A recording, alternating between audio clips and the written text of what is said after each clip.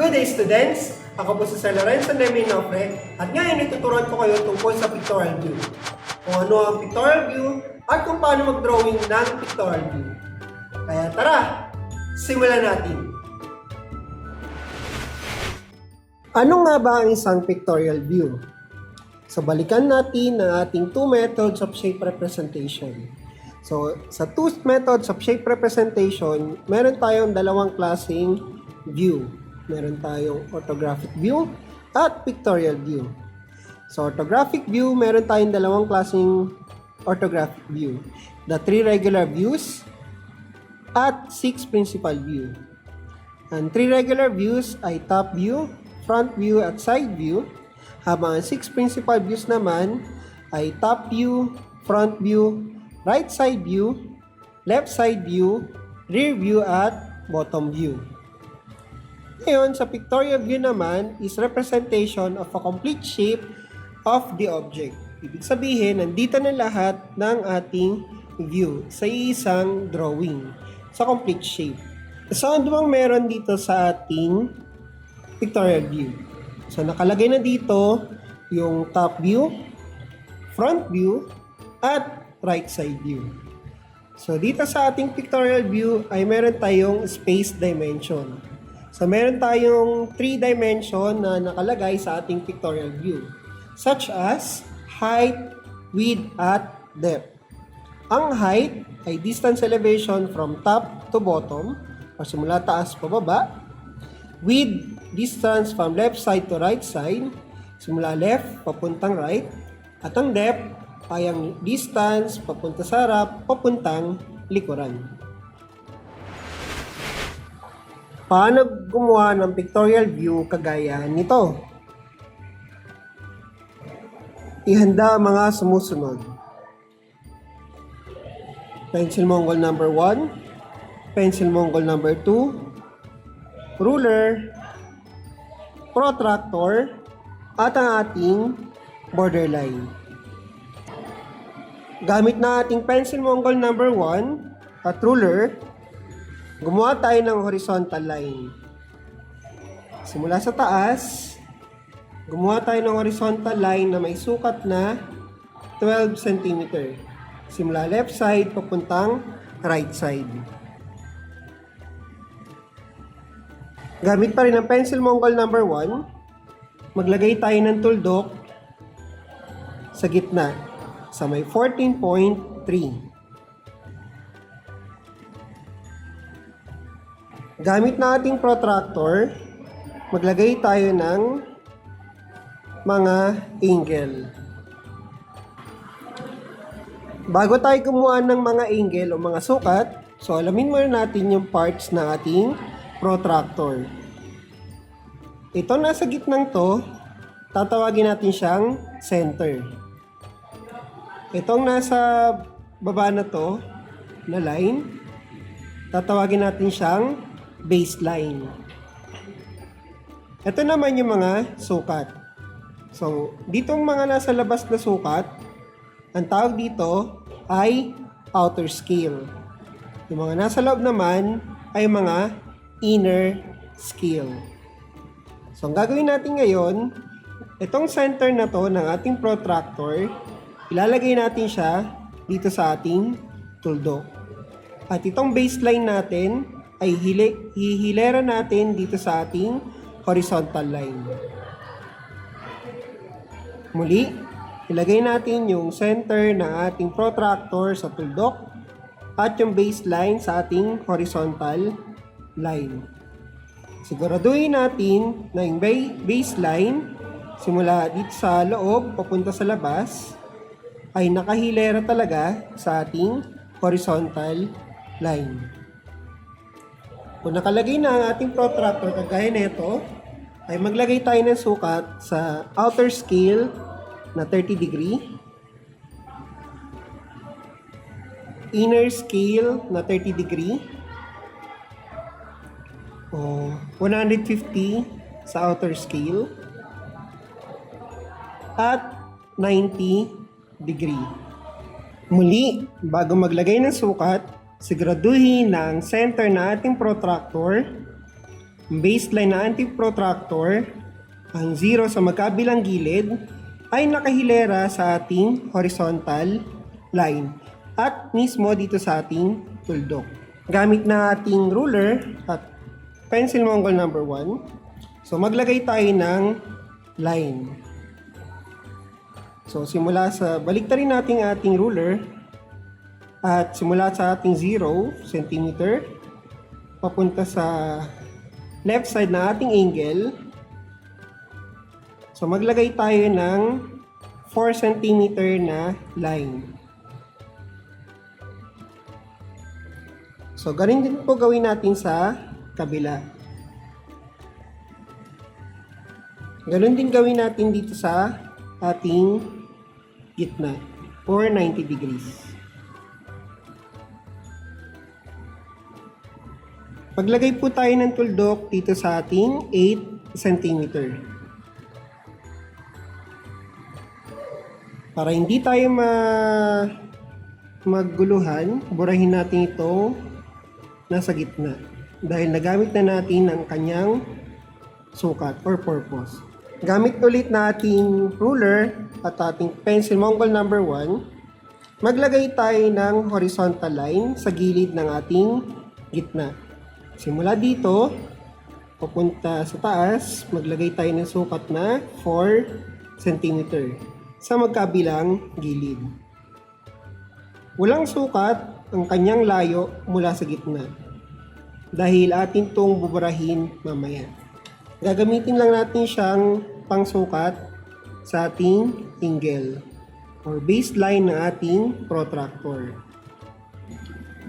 Gamit na ating protractor, so ilagay natin ang ating protractor dito. Itong center line or center ng ating protractor ay itapat natin dito sa nag-intersect na line. At itong baseline na ating protractor ay ihilera natin dito sa horizontal line.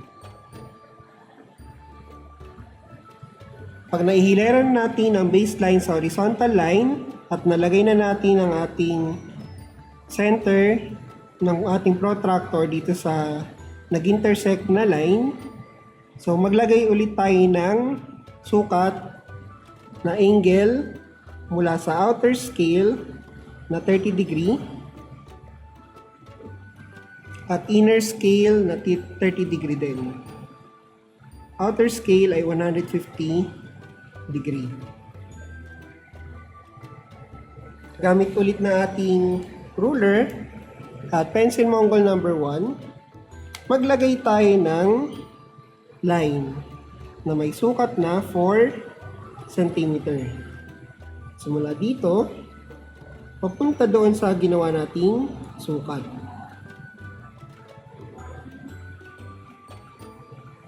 Maglagay tayo ng vertical line sa magkabilang gilid. Simula dito sa ginawa nating 4 cm, pababa dito. Mula din dito, pababa dito. Gamit na ating ruler at pencil Mongol number 1. Maglagay din tayo ng line simula dito, papunta dito sa ating 8 cm na tuldok. Simula din dito, papunta naman doon sa 8 cm na tuldok. At nakagawa na tayo ng pictorial view ng isang cube. So, linisin natin ang ating pictorial view na cube sa pamamagitan ng pagbubura ng mga unnecessary lines.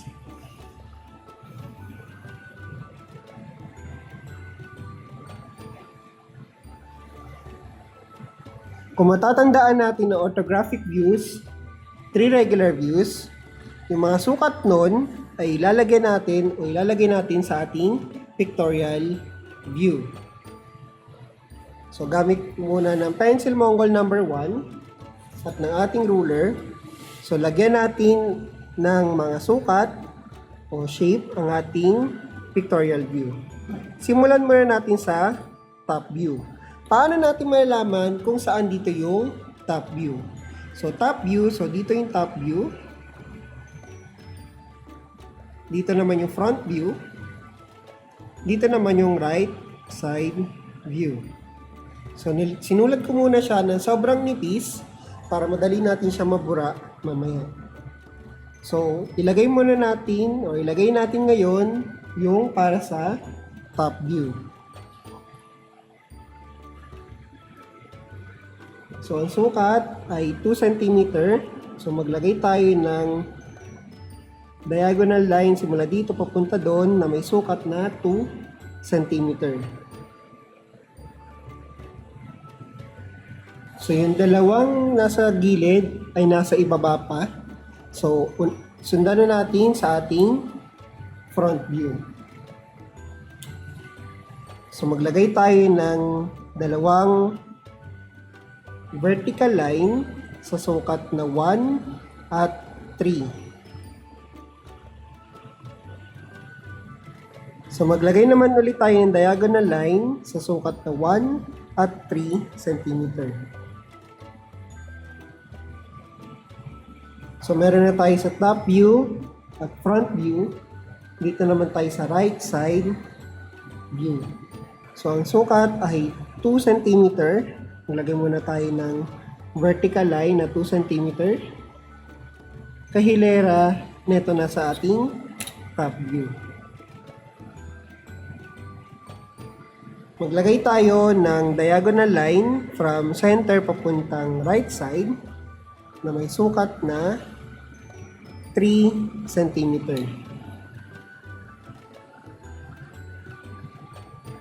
Kahilera ng ating nasa front view. Sunod, lalagyan na natin siya ng iba pang detalye. So, simulan ulit natin sa ating top view. Sa paglalagay ng detalye, gamit na ating ruler, simula po dito sa ating line, ay dahan-dahan natin gagalawin ang ating ruler pupunta sa detalye na gusto nating lagyan. For example, dito sa dalawang to, lagyan natin siya ng depth or lalim. Galawin natin dahan-dahan, dito rin, papunta doon. Ganun din gawin natin dito sa kabila. So, nagawa na natin yung detalye para sa top view. Ngayon naman, dito naman tayo sa detalye para sa front view. Gawin ulit natin yung nagawa natin. Simula naman dito, dahan-dahan natin galawin na ating ruler papunta dito. At maglagay tayo ng vertical line. So, ganun din dito, maglagay tayo ng depth or lalim sa front view. Dahan-dahan natin galawin na ating ruler. At maglagay tayo ng depth. So, tapos na tayo sa right side view. Nakuha na natin lahat ng detalye. So, ngayon, ay gamit na ating pencil Mongol number 2 at ruler, kakapalan natin yung mga major detail information or major detail na tinatawag natin. So, simulan natin muna natin dito sa top view.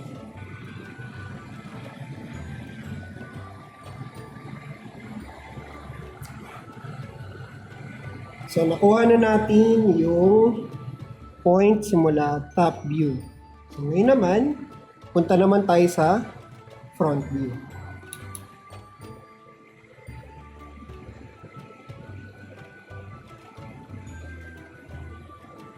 So, nagawa na natin ngayon yung nasa front view. So, gawin naman natin dito sa right side view. So, ayan. So, nalagay na natin lahat ng view mula sa top view, front view, at right side view. So, ngayon, linisin natin ang ating drawing. So, pamamagitan ng pagbubura ng mga maninipis na linya or mga guidelines.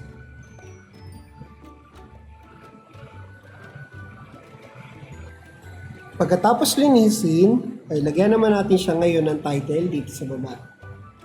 Gamit na ating ruler at pencil Mongol number 1, maglagay muna tayo ng guidelines. So, iset natin ito ng 4 cm at maglagay tayo sa 1.5 at 2.5 ng guidelines. 1.5 at 2.5.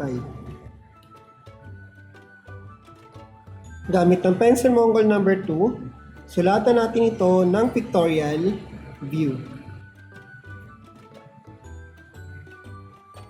At ganito gumawa ng pictorial view. Very good, students! Ipasa inyong gawa sa takdang araw. Huwag kalimutan lagyan ng pangalan, surname first, first letter ng first name, at middle initial. Graded section, date kung kailan ipapasa, at pangalan ko, Mr. Inofre. Muli, ipasa ito sa takdang araw. Maraming salamat.